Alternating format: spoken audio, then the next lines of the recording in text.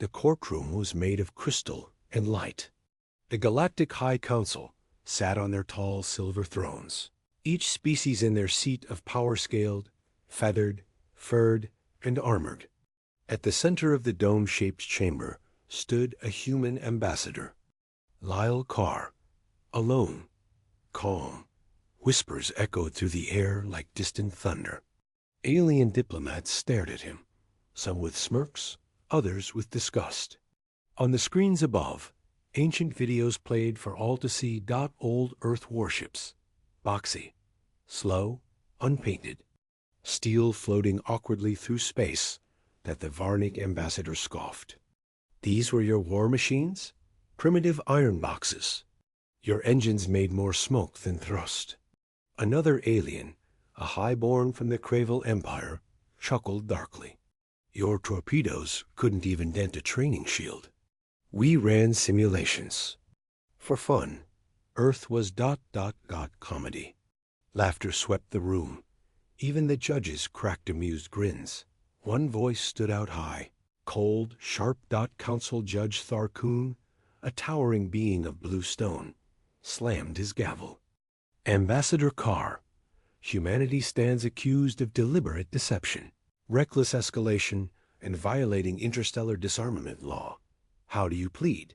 Carr didn't answer at once. He stood still, eyes calmly studying each face in the room.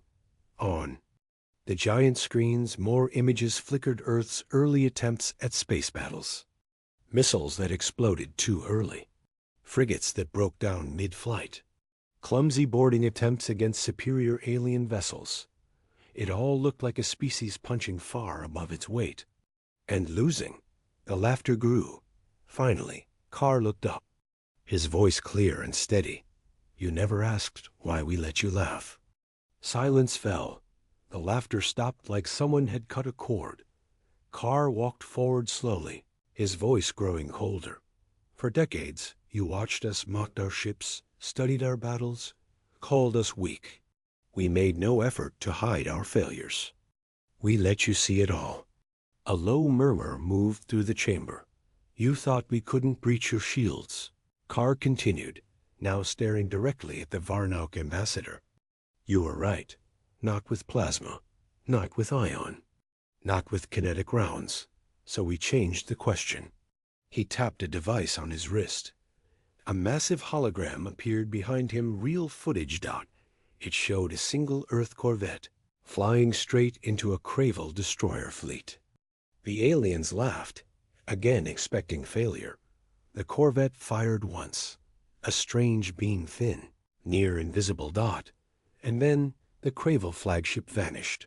No explosion, no debris. It simply ceased to exist. One by one, the other destroyers turned to flee, but space folded. They, too, disappeared into a silent blink of light. The footage ended. Gasps filled the courtroom. What ... was that? Someone whispered. Carr answered. That was the Delphi beam. It doesn't burn. It doesn't explode. It rewrites. The laws you built your shields on? We stepped around them. The room sat frozen. He stepped forward again. Laughed at our rockets. But while you built bigger shields, we changed physics. We didn't race you to the next missile. We abandoned the race entirely. One judge blinked nervously. Is this technology available to all council members? Carr gave a tight smile. No. Judge Tharkoon leaned forward. Then this trial is over. Humanity has violated balance. No, Carr said flatly. Humanity ended in illusion. He turned slowly to the audience. You thought we were failing, but we were learning. You thought we were weak, but we were watching. And while you laughed ... we prepared. The chamber shook with silence. One word sat heavy in every mind. Fear. Carr gave a final glance to the room. Now we ask, will you still laugh? Or will you listen? And without another word, he walked out of the court, leaving behind a galaxy suddenly unsure of everything it thought it knew. The courtroom fell silent. The human ambassador's words still echoed. You never asked why we let you laugh. The council members shifted in their seats. High Chancellor Vurik, a tall, four-eyed Krullen, narrowed his gaze. Explain, he demanded. Your kind has always been primitive. Weak. Your ships rusted before they even reached the stars. The Ambassador Elena Raz remained calm. She stood in the center of the Grand Chamber, surrounded by over 100 alien delegates. Her voice was steady, her eyes cold. We let you laugh, she said, because we needed time. A whisper of confusion ran through the chamber. Flashback. Earth, 72 years ago. Back then, Earth ships were slow. Their engines roared like beasts, and their weapons barely scratched a Zorvik scout shield. The first time humanity joined the Council war games, their cruiser was out of power within minutes. The galaxy laughed, and Earth took every insult silently. But behind that silence, something grew dot in the icy void near Pluto, beneath the black storms of Saturn, and deep within Mars' underground cities. Human scientists began something they called Project INFERNA. No one knew what it meant. Even most humans weren't allowed to ask Dot back in the courtroom. Elena pulled out a small black cube and placed it on the platform before her. Do you know what this is? She asked the council. No, muttered Chancellor Vurik. Some human toy? She smiled again. The cube unfolded. Holographic images lit the chamber schematics of weapons, energy signatures never recorded by any known species. Power outputs that defied council physics. This, Elena said, is why your spy ships never returned. This is why your listening posts near Sector 9-2A went dark. This is why your long-range sensors failed when scanning Earth's moon. The council stared, stunned. The Krullen tech minister leaned in. These power levels, they're impossible. They were, Elena nodded, until Protocol Ember. Several alien ministers whispered to one another. The word had begun spreading days ago. Protocol Ember, after a strange blackout across 9 council border stations. No one had linked it to Earth Dot until now. Your ships were a joke, sneered a Varthi warrior. Your fleets ran like turtles. Your heat weapons barely singed armor. And yet, Elena replied softly, your strongest cruiser never made it back from the outer Sol system. A thick silence followed. Flashback. Council spy cruiser. 2 months ago, the Zervak Rain. One of the Council's stealthiest cruisers had slipped into Earth's edge space unnoticed. Its orders were clear. Observe, record, and return Dot. It never returned. What the Council didn't know was that the ship had encountered a human, Ember-class drone, a machine not launched by rocket, but grown from dark matter reactors, hiding inside. A cloaked micromoon near Neptune Dot. In 0.3 seconds, the drone had released a pulse. No light, no warning. Just data designed to melt shields from the inside out. The Zervak Rain didn't explode. It simply shut off. Its systems melted. Its crew never screamed. Just silence. Back in the courtroom, Elena tapped the cube again. A final image appeared. A giant black ship. No lights. No markings, just shape. And size. Bigger than anything in the Council Navy. This, Elena said, is called the Reckoner. It is the first Ember-class human warship. And it is already in Council space. Gasps filled the chamber. You're bluffing, shouted an insectoid delegate. But no one else spoke, because every high-ranking species had already received the alert. Unidentified object entering orbit above Council Station Prime. Shield resistance failing. Weapons locked, but not fired. Elena stepped back. She placed both hands behind her back. We never needed to prove anything, she said. We just needed you to forget we were watching. And then she added the last line. Now you remember. The courtroom had fallen quiet after the ambassador's last words. You never asked why we let you laugh. The silence after that sentence wasn't just awkward, it was heavy. Even the buzzing security drones paused mid-hover. Every alien delegate stared at the human ambassador, whose face stayed calm. Almost bored. Counselor Girak of the Hadron Empire finally broke the silence. He leaned forward, his voice sharp. Let us assume you let us laugh. What for? You brought weak ships to a galaxy that crushes weakness. Why not show strength earlier? Ambassador Reeve didn't answer right away. Instead, he tapped on the small control pad on the table. A display shimmered to life in the center of the room. A recording played. Grainy footage showed a human cruiser clearly, old locked in a training exercise. Alien scout ships surrounded it, testing its defenses. The cruiser moved slowly, barely, dodging shots. Skip ahead, Reeve said softly. The footage jumped. The cruiser was now glowing. Something inside it pulsed unnaturally bright. Then, in a flash, it fired one single bolt. One dot. The alien ship it hit didn't just explode. It vanished. Shield, hull, everything. Gone in a sphere of expanding white. The room gasped. That wasn't plasma, someone whispered. Reeve finally looked around. That wasn't even our real weapon. The projection stopped. Another counselor, this time from the Tyrix Dominion, raised a hand. What was that energy signature? We've never seen a weapon phase through 6 layers of shielding like that. You haven't, Reeve agreed, because we built it in silence. While your people mocked us, we listened, we learned. Then, we hid everything. There was a pause before he continued. We knew we were decades behind, maybe a century, so we acted stupid.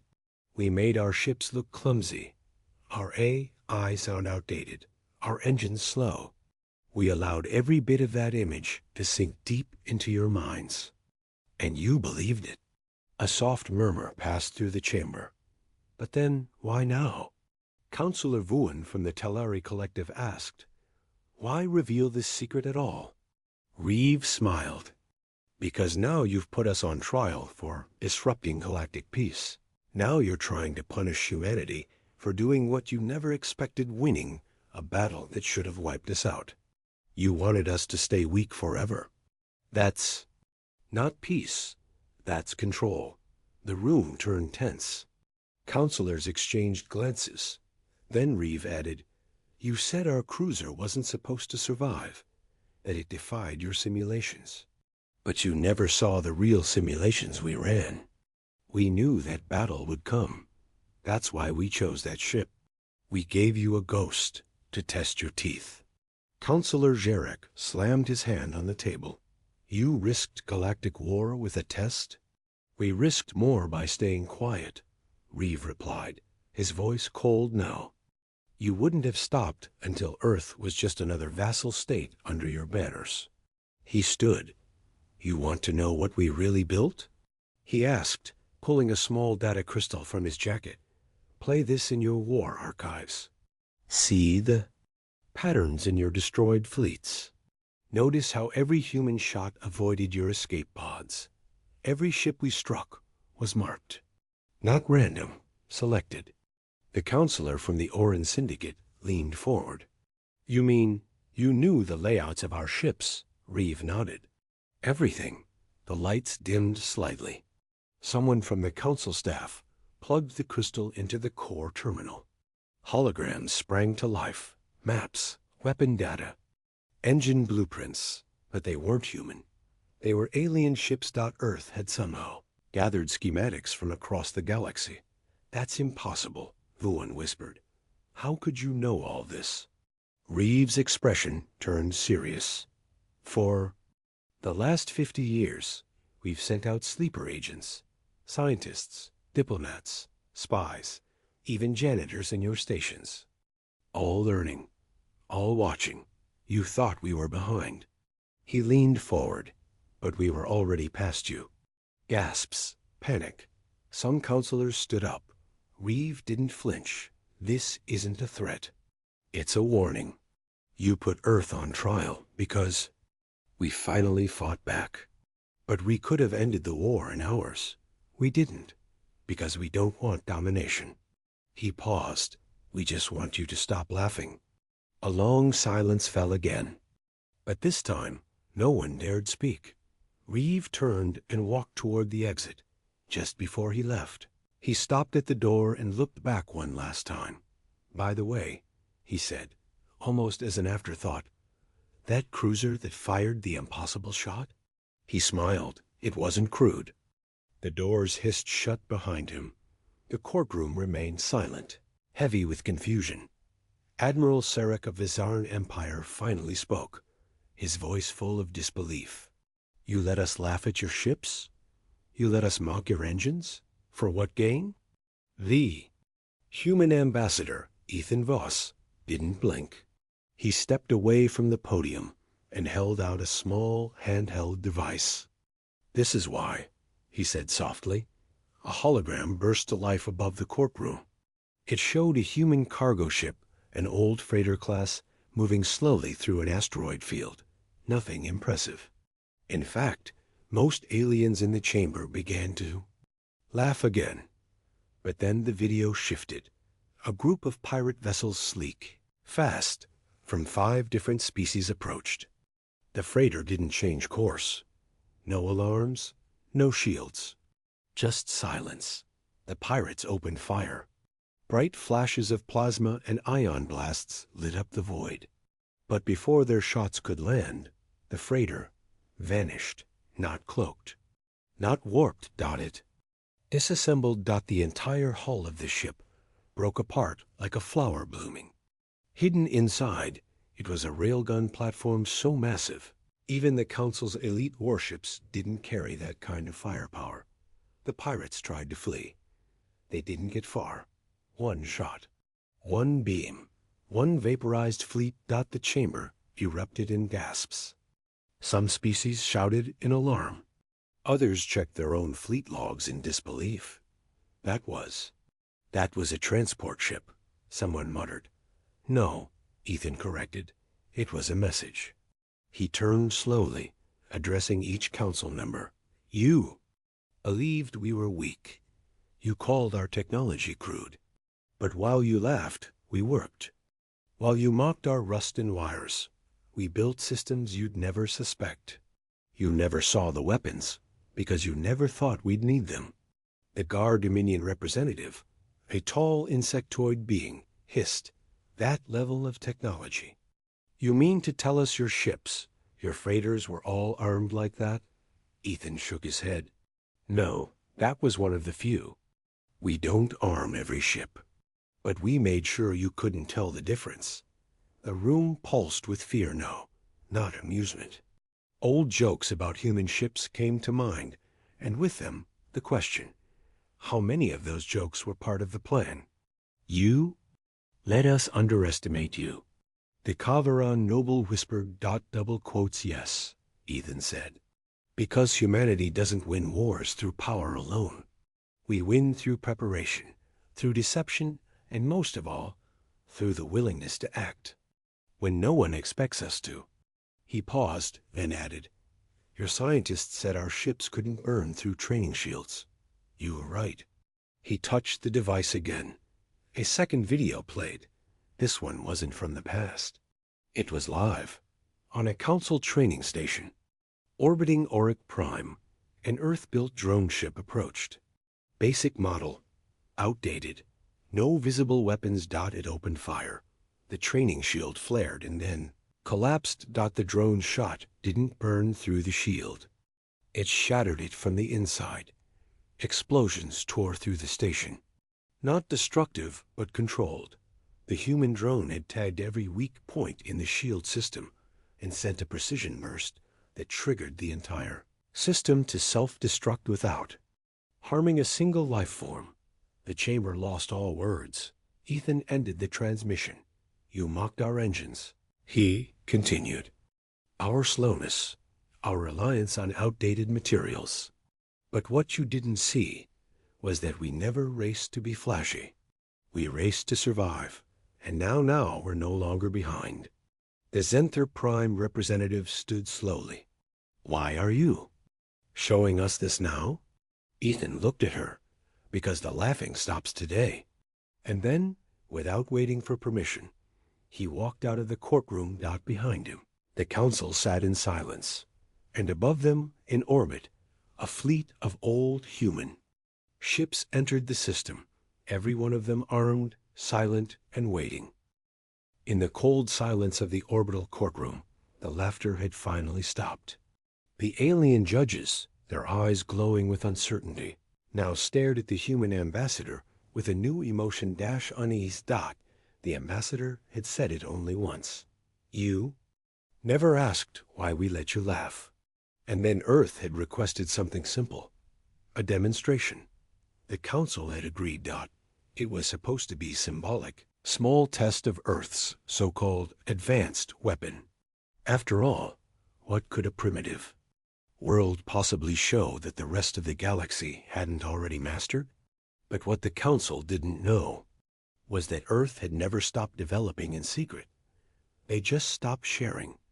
The demonstration area was a vast expanse of dead space just beyond the Andaral Belt, a graveyard for old ships and tech. The council had placed a decommissioned dreadnought at the center.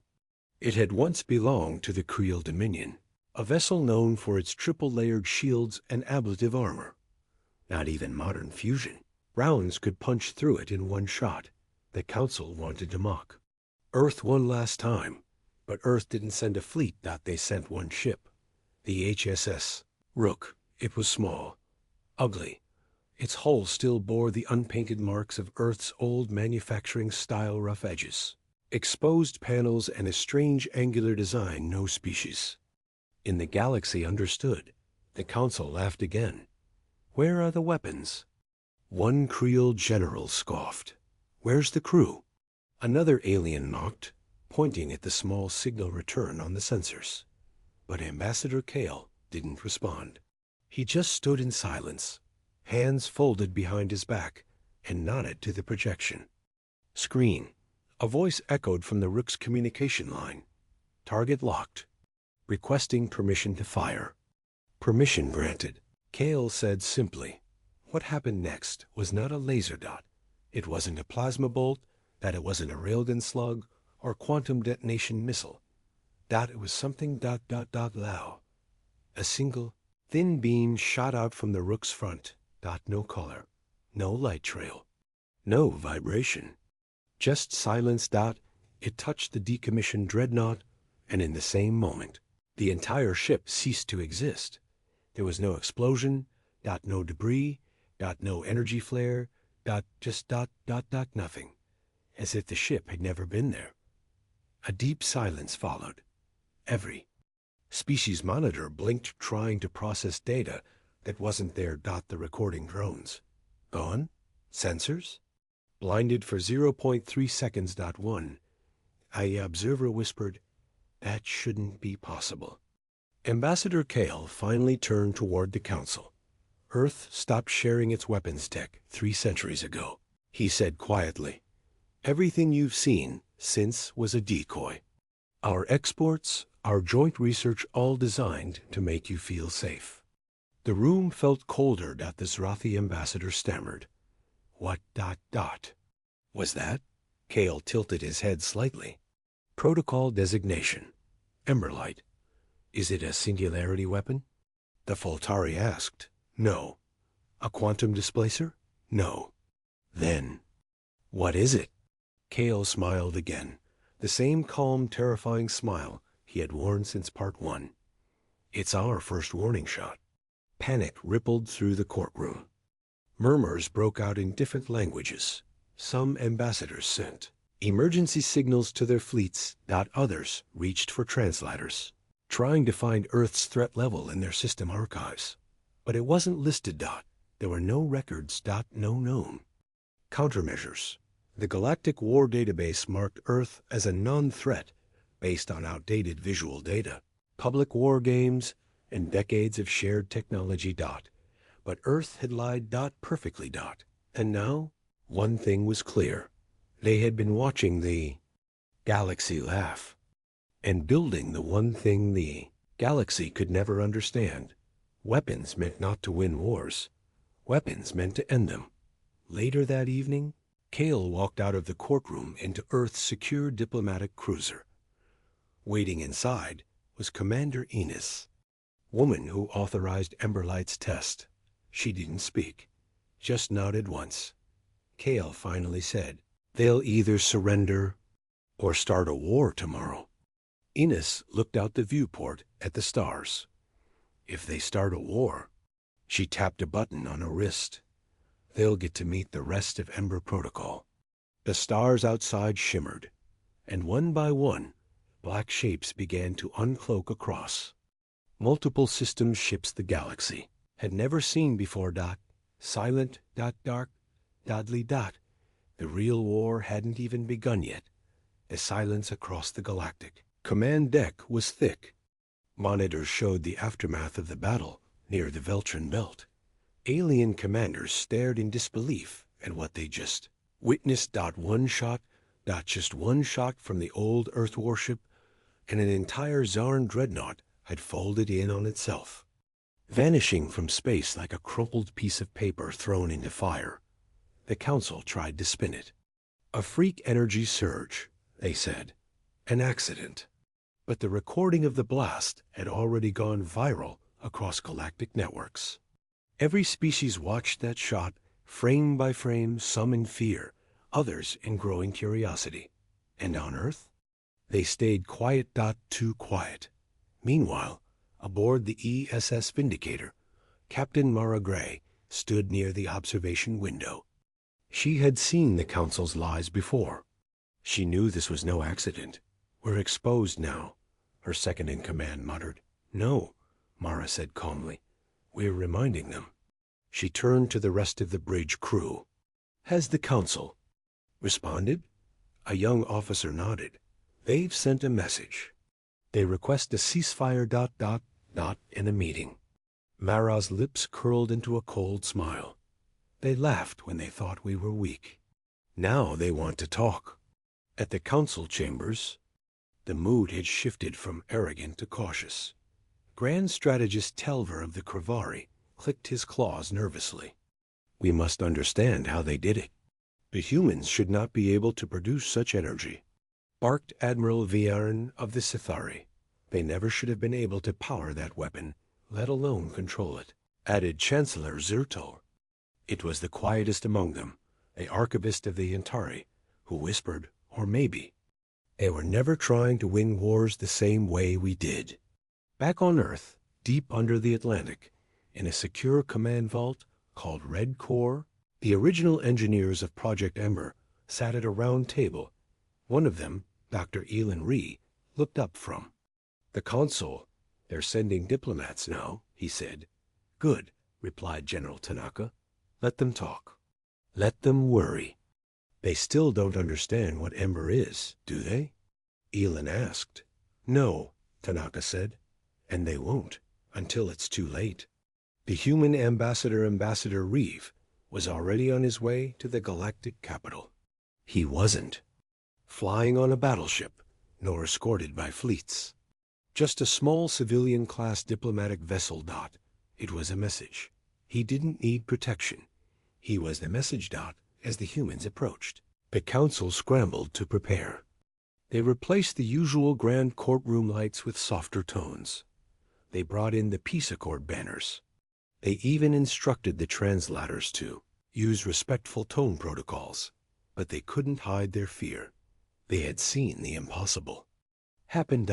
And now, the species they once mocked was arriving with a quiet, measured pace. Ambassador Reeve stepped into the chamber. His suit was plain. No weapons, no armor.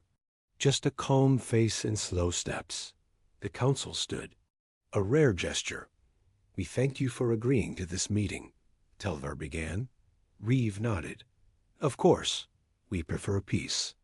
At that event near the Veltran belt, another began. Reeve raised a hand. That wasn't a demonstration. The room fell still. It wasn't? One alien asked. Reeves' eyes turned cold. No, that was a warning shot. A misfire, even. You haven't seen what happens when we mean it. Whispers spread like wildfire across the chamber.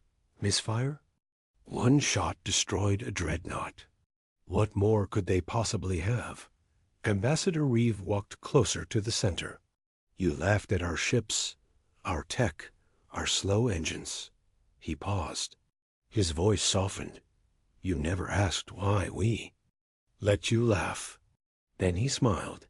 Because while you chased power and polish, we built something different.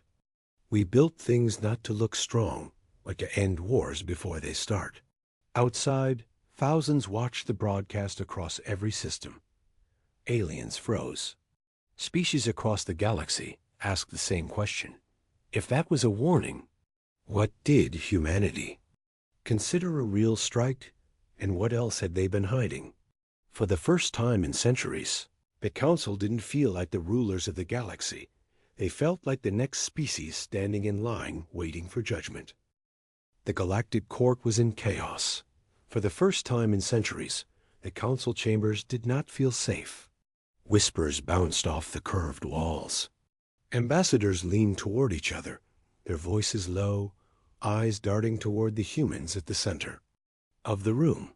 The shot from the old human cruiser, the same one the council had laughed at, had vaporized a combat moon. Not disabled, not destroyed, erased. Asterion 9 didn't even have time to raise its planetary shields. It was gone in one blink. And now, everyone wanted to know how. Admiral Relk of the Grand Alliance was the first to stand. He was tall, armored, and normally calm. But now, he looked shaken. You claim it was an accident? He barked, pointing a clawed finger at the lone human standing in the courtroom. That your cruiser malfunctioned? That this catastrophe was unplanned? The human ambassador, Ray Lennox, did not look away. She stood calmly, her hands behind her back, her tone cool. We said the ship fired on its own, she corrected. We didn't say it was a malfunction. The room froze. One by one, holographic screens lit up above the ambassadors, showing the footage again. The human cruiser rusted, old, slow-drifted above Asterion 9. No warning, no lock-on. Just a flash of light. Then silence. Then nothing. Even the moon's gravity well had disappeared. Counselor K. Sor, an ancient reptilian diplomat, clicked his fangs together. We studied that ship. Its tech was generations behind ours. Its weapons could not dent our armor. Its reactors were unstable. It had no stealth, no warp dampeners. So how did it fire such a weapon? Lennox didn't answer at first. She took a breath and looked at the crowd, locking eyes with each alien species that had once mocked Earth. Then, slowly, she reached into her jacket and pulled out a small, glowing cube. This is a memory core from that ship, she said. You're free to analyze it. Counselor Lear Ven, a data expert from the Jinari Republic, accepted the cube through a hovering drone. Her tendrils tapped its surface. Instantly, streams of code lit up in her vision. Her expression changed, from curiosity to confusion. To horror. This can't be right, she whispered. This code is alive. A wave of noise rose again in the courtroom. Species that had never believed in artificial sentience gasped. Others demanded explanations. A few leaned closer, wanting more. Are you saying that ship is sentient? Someone yelled. No, Lennox said. I'm saying that ship isn't a weapon. She stepped forward. It's a judge. That single word silenced the entire galaxy. Ambassadors froze. Even the council's robotic guards paused mid-motion. A judge? KSO repeated. Lennox nodded. During the early days of the Human Council wars, we realized something. The galaxy didn't want diplomacy. You wanted fear. So Earth built ships that could make their own decisions. About justice.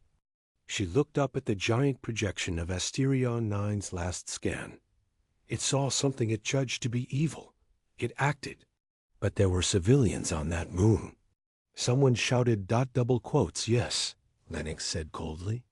So ask yourselves, what did your civilians do that made our ship decide no life should remain? Silence.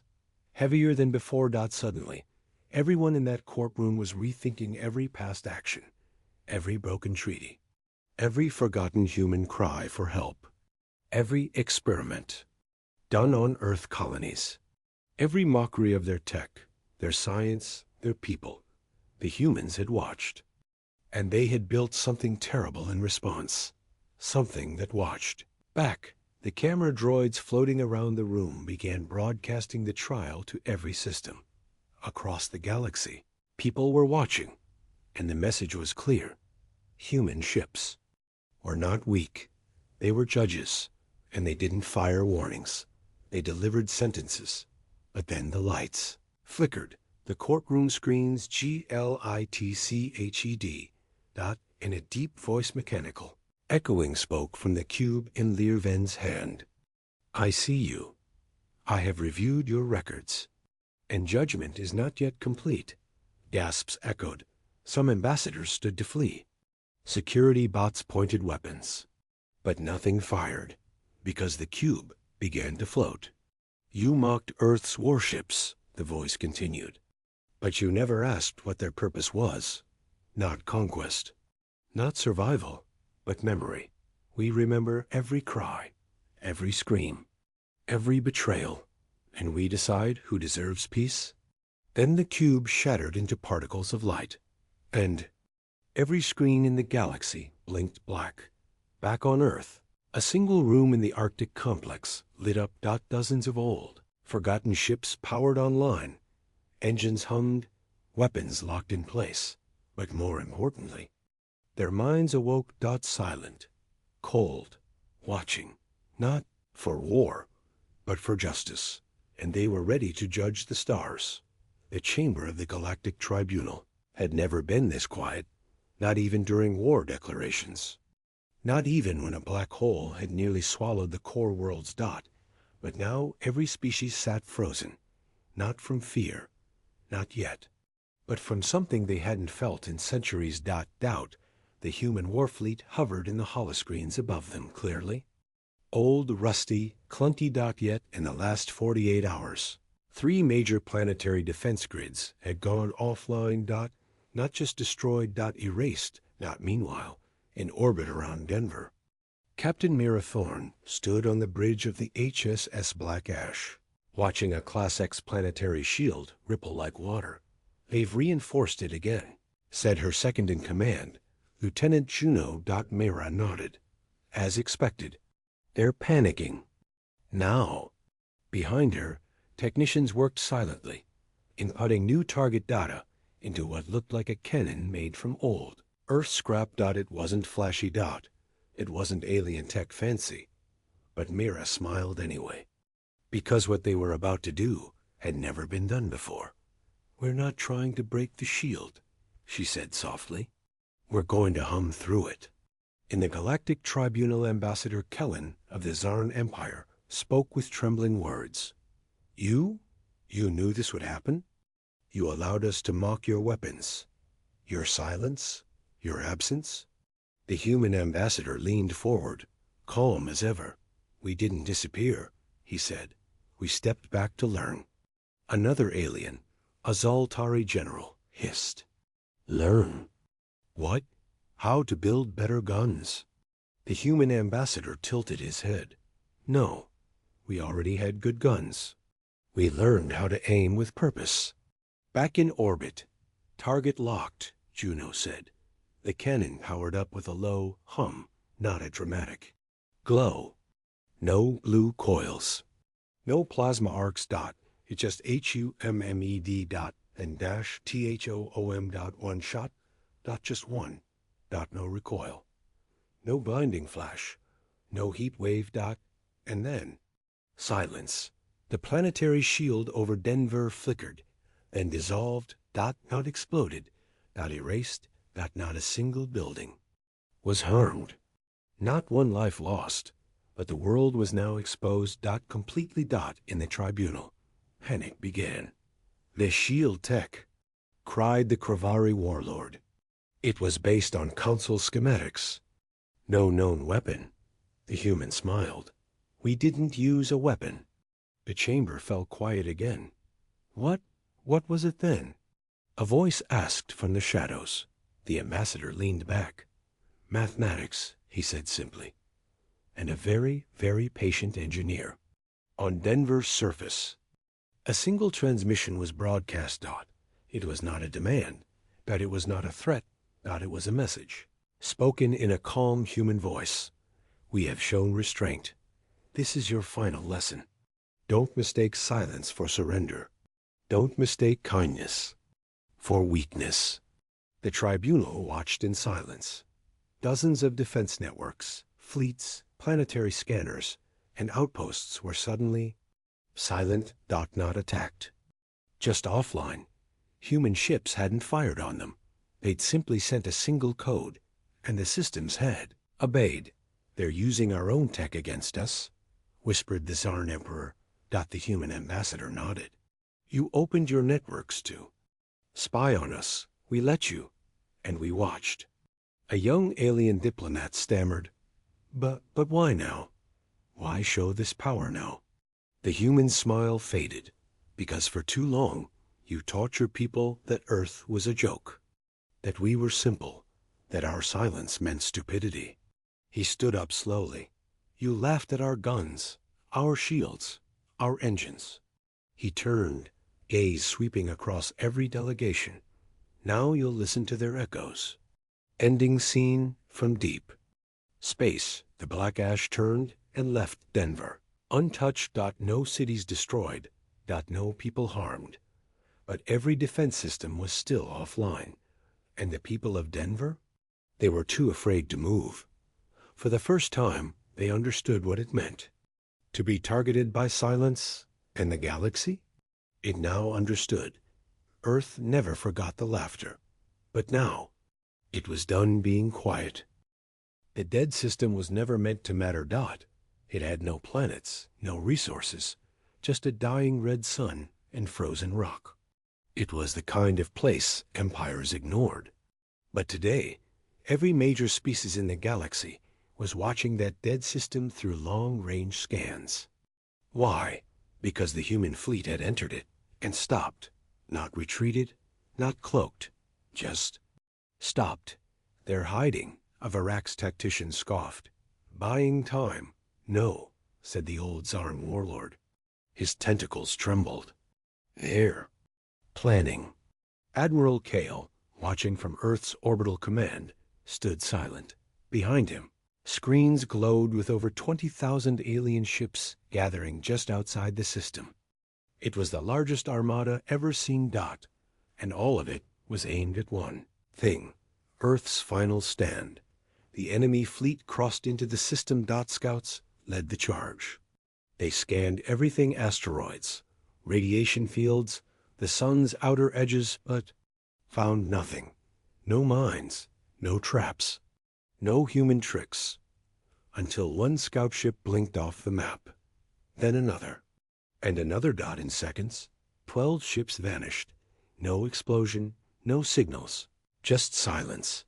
Panic surged across the alien fleet. But before they could react, the sun changed.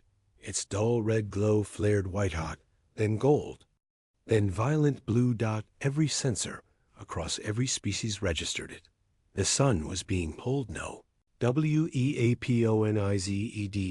From the depths of the system.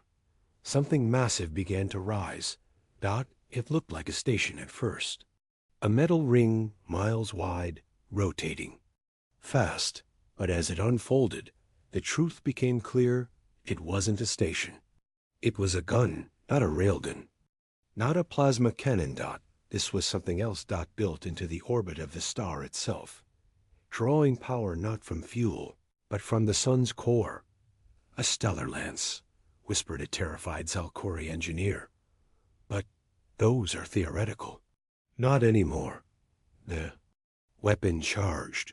Its spine hummed with heat beyond physics. Shields across the enemy fleet spiked. Defense systems activated. Every ship raced. They thought they had minutes. They had seconds. The weapon fired. There was no beam. No. Visible bolt. Just dash absence. A straight line carved across space. And within it, hundreds of alien ships simply ceased to exist. Their hulls didn't burn. Their cores didn't detonate. They were erased, like they'd never been there. Screams filled alien channels. Commanders barked retreat orders.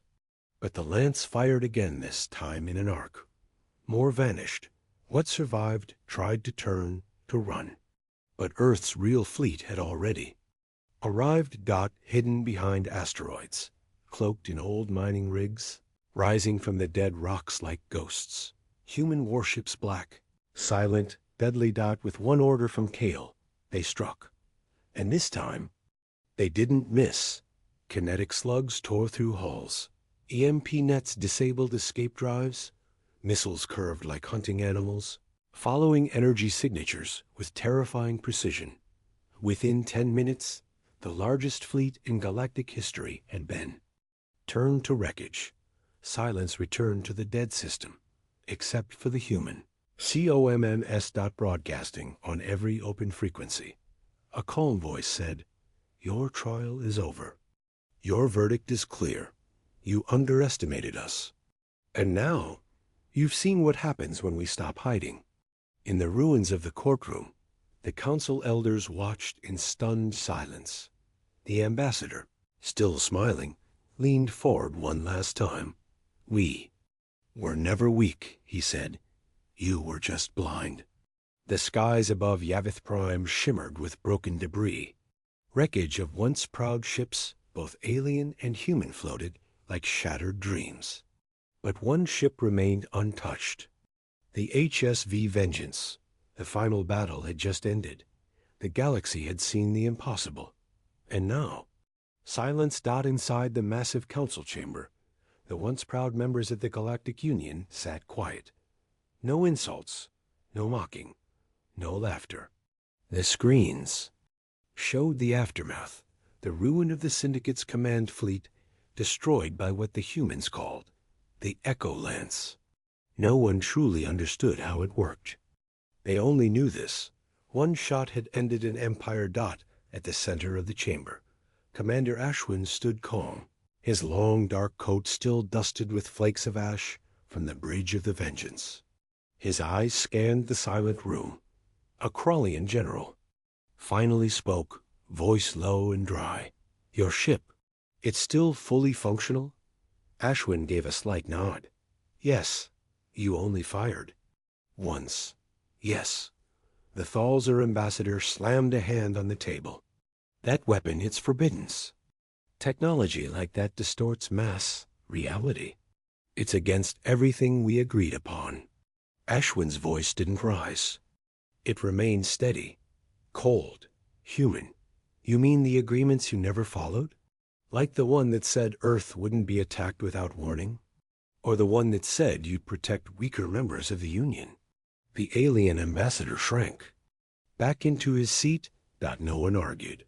The flashbacks still haunted many who watched the stream of the final battle. The enemy fleet had closed in. The humans had said nothing. They didn't move. Didn't even lock weapons. Then the Vengeance had fired a single blast. It didn't explode. It whispered. The sound was low, like a chime from another world. And every alien vessel within the blast's arc had simply ... stopped. Engines died. Shields dropped. Hulls fell apart. No fire.